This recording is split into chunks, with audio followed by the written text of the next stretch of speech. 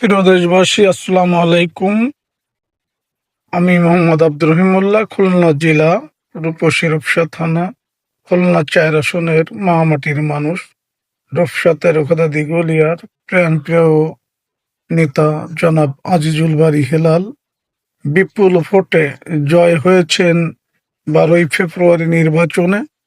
সেই জয়ের মালা এবং ফুলের তোড়া নিয়ে এখানে বিএনপির অঙ্গ সংগঠনের সমস্ত নেতাকর্মী এবং ওলামা দলের নেতাকর্মী এবং বিভিন্ন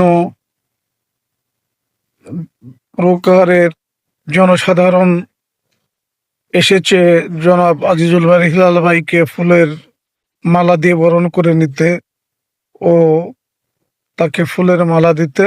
এখানে দেখছি খুলনা রূপসার শ্রীফেলতলার বিএনপির অঙ্গ সংগঠনের লোক, রূপসা থানার আইজগাতি ইউনিয়নের বিভিন্ন ওয়ার্ডের নেতাকর্মীকে দেখতে পাচ্ছি।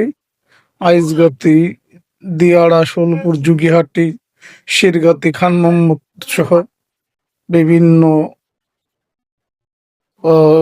ওয়ার্ল্ডের নেতাকর্মী সহ অনেক লোক এখানে উপস্থিত আছেন। আপনারা দেখতে পাচ্ছেন জনাব আজিজুল বারী হিলাল এখানে কিছু সময় পরেই নামবে।